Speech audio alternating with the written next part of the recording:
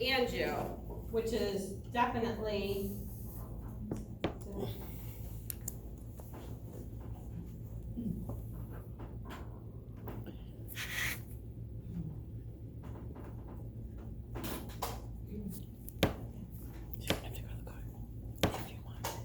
the other treatment is a cabbage.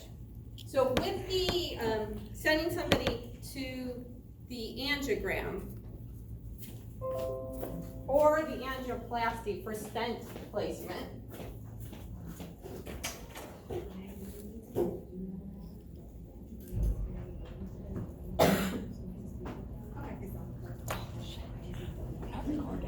Is this class over at 11:20? 11:50. if anybody needs to talk to financial aid, they're in the building. 11:50. 11:20. Just say. Normally they send out an email, but they didn't get it out. So she's here. All right, so coming back from cath lab, what kind of things do you need to know and do? Patient came back from cath lab now. Vital Monitor signs. bleeding. How often? 15 minutes for every hour, and then 30 minutes for an hour, and then 1 hour for 4 hours, and then every 4 hours. Okay. What else besides vital signs? That have the same kind of parameters to them.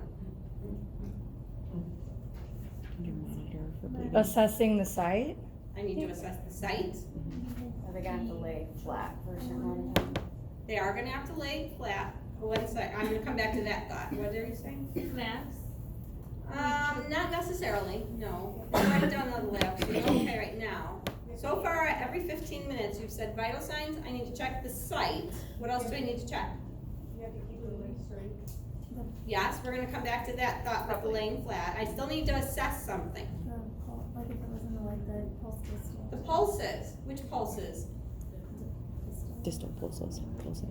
Pedal pulse. If it's in the, if I had a femoral, I need to assess the pedal pulse and the posterior tibial. If I had it in the radial, well, I can't, I got a bandage on the radial, but I need to at least assess the ulnar pulse, right?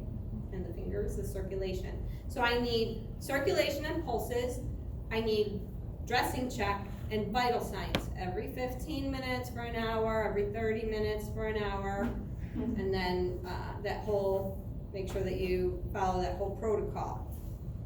When I check the dressing, what am I looking for?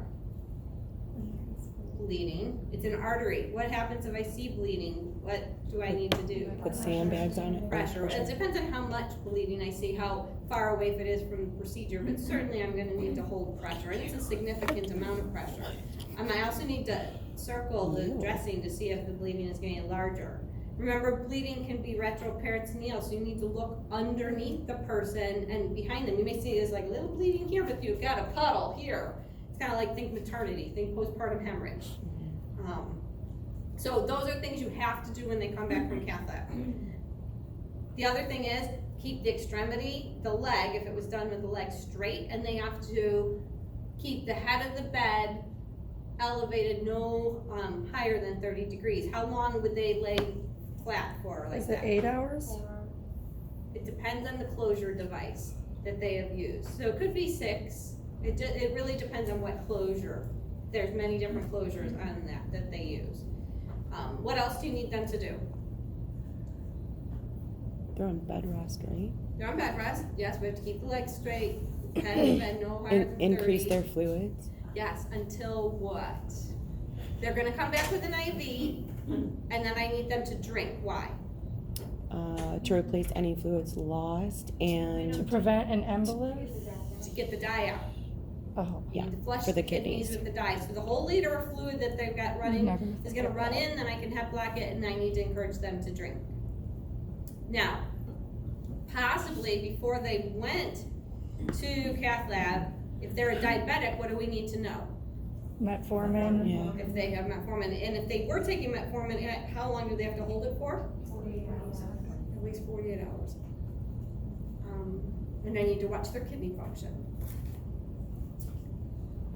All right, that's probably it for pre-procedure. They needed the consent signed, and you've seen everything else that is done pre-procedure. So make sure that for cath lab, you know pre-procedure and post-procedure. When they go in, they can open the blockage, they can put in stents, and which is gonna hold it open. So other things to think about when they're coming back from cath lab, we need to monitor them for chest pain or reocclusion. So if they start having sudden severe chest pain as soon as they come back from cath lab, well, we need to get a hold of the physician because they could have reoccluded.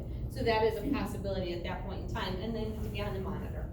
Now, not everybody is eligible, number one, to go to cath lab. Number two, they could get there and they could have severe triple or quadruple vessel disease, and then they're not eligible for the plasty or for the insertion of stents. Everybody's coronary anatomy is different.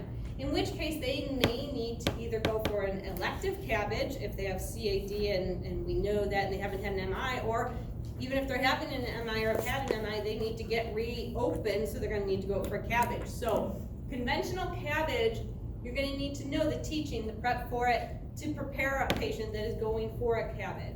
Now there could be different types. Our conventional one, we're gonna open the chest, but we need to harvest veins from somewhere. So they can either harvest them from the leg, like the great saphenous vein, or they can use the internal mammary artery. So you wanna know the difference between those two. That's also gonna make a difference in how many incisions I have. Do I have an incision in the leg or not an incision in the leg? You're going to do teaching. So who did the teaching for the CABG? And what, can you remember what you put without me closing this down? What do we want to teach them? You want to teach them what to expect, that they're gonna have like a lot of wires on them. Yeah, They're gonna be intubated. yeah, They're gonna have a Foley and NG tube. Yep. The process of the amount of time they're gonna stay in ICU. so how long in time will they be in ICU? Between 24 to 36 hours, but they could be stepped down within 24. They could, so they're gonna come out with the ventilator, they're gonna be intubated. How long do they usually keep them intubated? Within 6 hours.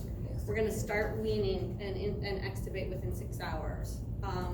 They're gonna need to be warmed first. They're gonna come out with the warming device on them and all. They're hooked up to 8 million different drains. They have swans. Chest tubes, how many and what kinds? 1 to 2. 1 or 2 chest tubes. 1 or 2 chest tubes for coronary drainage, absolutely. How soon after extubation are we gonna get them up? In a chair. After surgery. How soon they getting out of bed?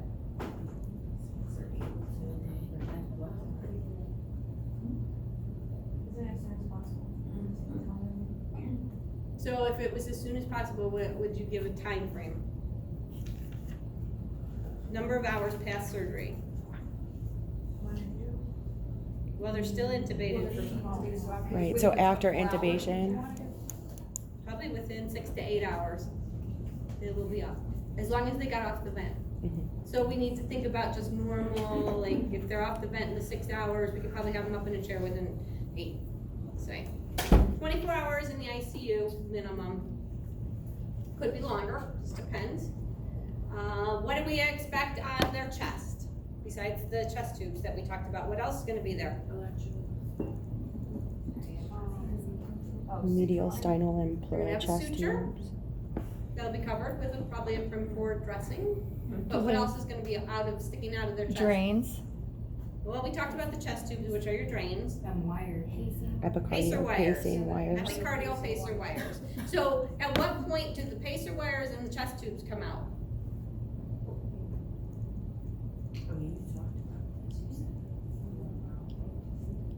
Mm,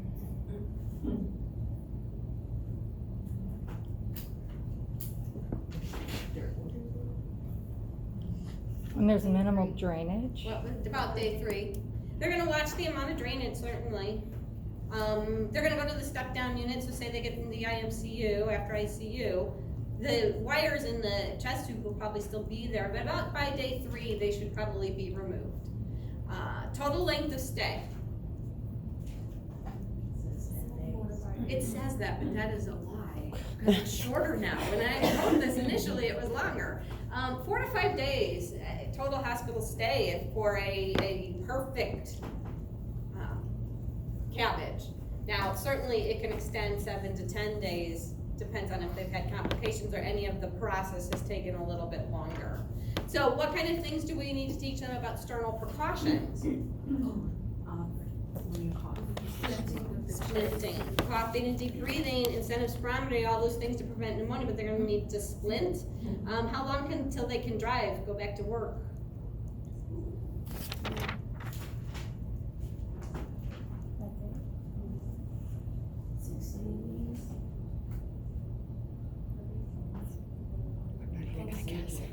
Me neither. I don't know. Do I need to lift this? Did you guys write this stuff up on the board? It's until the wound's healed, so it don't split out. Well, certainly we want the wound to be healed, yeah.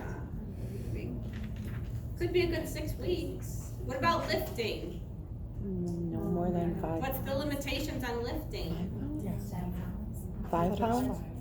Is it 5 pounds? Gallon of milk is the heaviest. So we need to look at some of that teaching.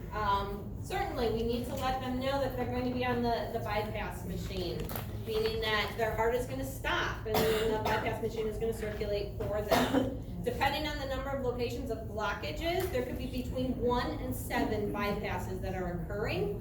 And then once the bypasses are all done, the heart is gonna be restarted. Sternum is stabilized because the bone, of course, is cut and is stabilized with wire suture, and then it's gonna be sutured. Legs and leg wound is closed up too. Recovery, it's gonna be in the ICU minimally 1 day, 2 days possibly. Diet is gonna change with cardiac things like MI, cabbage. So now we're going from that DASH diet to our diet that is restricted in sodium, maybe a 2-gram sodium diet. So we've got low sodium and then cardiac diet, meaning low saturated fat and cholesterol. So now we need to look at how does that change the diet that the patient is already on? What things have to change in order to eliminate the sodium from the diet? Cardiac rehab starts at this point in time. Cardiac rehab starts in the hospital, which is phase 1. So you are also going to cardiac rehab, hopefully. Everybody gets to go there. And cardiac problems are definitely, we need to increase their ability to work the heart again. So that's part of cardiac rehab, along with teaching, lifestyle modification, things of that nature. Our goal is to maximize cardiac output while minimizing cardiac workload. Some things to monitor while we have the person in the hospital following cabbage. We need to watch for JVD. Certainly, any JVD that persists while the patient is sitting at 30 to 45 degree angle is very significant, needs to be reported, because now we are looking at heart failure. They're going to be on continuous cardiac monitoring. We're doing vital signs. Hemodynamic monitoring will continue until they take out the Swan Scan catheter following surgery. Monitoring O2 sat, IV lines, pain management, and then INR, urine output, daily weight. Some things to think about when we are promoting their oxygenation. We want to do things like semi-Fowler's position, which is easing breathing. It's also easing preload to the heart. Avoid straining with bowel movements, so you're going to be using things like stool softeners. Education is really important post-MI as well as post-cabbage for these patients. We're going to gradually increase activity levels, so you need to think about what things that you need to watch for as activity levels are being increased. So now we get the person up out of bed, walking down the hall. Well, what change in heart rate is significant? What change in blood pressure is significant? What is too much? Those parameters are in Lewis. Make sure that you read them over. We're going to start with bed rest, with bedside commode and chair privileges, and then it's going to progress from there. They're going to progress from a clear liquid diet to the healthy heart diet, probably low in sodium, just like I just talked about. Pharmacology-wise, they're going to stay on daily aspirin, but if they've got stents, then they're going to have Plavix, because Plavix is what is used for the stenting. If they were on heparin, they could potentially be switched to a Coumadin or warfarin to go home. It really depends on if they're having any type of arrhythmias, and we're going to talk about arrhythmias as its own category. ACE inhibitors within the first 24 hours, which is going to prevent that MI remodeling from occurring. And beta blockers or calcium channel blockers are also given. Nitrates can be continued for a patient with any type of recurrent angina, or if they want to keep the cardiac arteries open. Statins are going to be continued indefinitely and are given if they have not been. And then Plavix minimum of 3 months following the angioplasty. Most of the time, they're gonna remain on Plavix, with the stent placements. All right, any questions at this point? So we are up all the way through MI. I did open the, study guide now. I thought I had opened it earlier, but it is open. So the test goes all the way through MI for next week. And then, so then next week after the test, we're gonna do normal EKG. All right, good? I know, dude. Did everybody get one of these concept maps? We're new people. So much knowledge. That was a great lecture. See, like Matt doesn't like a dork. She tells you